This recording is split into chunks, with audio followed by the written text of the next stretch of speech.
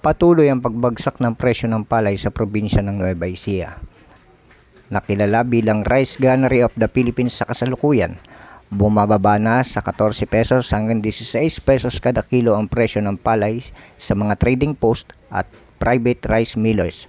Batay sa datos ng Provincial Agriculture Office o PAO, malayo ito sa tinakdang presyo ng National Food Authority or NFA na 19 pesos kada kilo para sa wet na palay at 23 pesos kada kilo para sa dry na palay. Ayon sa ulat ng PSA o Philippine Statistics Authority, umaabot sa 2.1 milyong metriko tonelada ang produksyon ng palay sa Nueva Ecija noong 2024. Ngunit sa kabila ng mataas na ani, bumagsak pa rin ang presyo bunsod sa labis na supply at patuloy na pagdagsa ng imported na bigas. Mula Enero hanggang Marso 2024, umabot sa 1.5 milyong metriko tonelada ng bigas ang na-import sa bansa na siyang nagpababa sa demand para sa lokal na palay.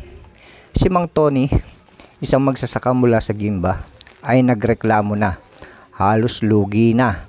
12 piso kada kilo lang ang alok sa palay ko.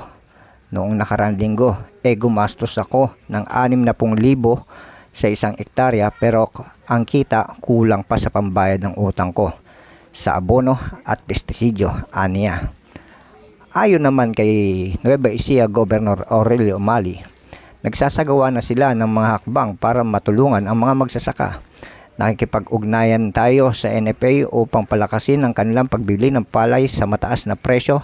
Kasabay nito, hinihikayat din natin ang mga kooperatiba na bumili diretso sa mga magsasaka, paliwanag niya. Sa panig ng Department of Agriculture o DA, sinabi ni Secretary Francisco Chu Laurel Jr. na pinag-aaralan nila ang pagpapatupad ng mataas na price support mechanism upang mapanatili ang kita ng mga magsasaka. Kasama rin dito ang panukalang 5,000 piso cash assistance para sa mga apektadong magsasaka na posibleng ilabas bago matapos ang ikalawang quarter ng taon. Samantala, nananawagan ang mga magsasaka sa mabilis na aksyon.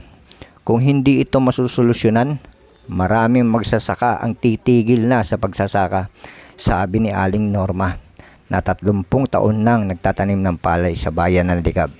So guys, dapat masolusyonan talaga ng gobyerno ang problema ng mga magsasaka. No? Hindi lang sa palay, pati na rin sa mga produktong gulay, no? Mga halamang gulay, mga halamang bunga, no? Lalo na kamatis, talong, ampalaya at kung ano-ano pa na halos itapon na lang ng mga magsasaka dahil sa murang presyo na bili sa kanila ng mga traders. No, kawawa naman yung mga magsasaka, lalo na nababawon sa utang. 'Di ba? Sana masolusyonan ng gobyerno ito. Dahil kung hindi masusolusyonan, mamomroblema tayo sa pagkain. Yun lang at maraming salamat po.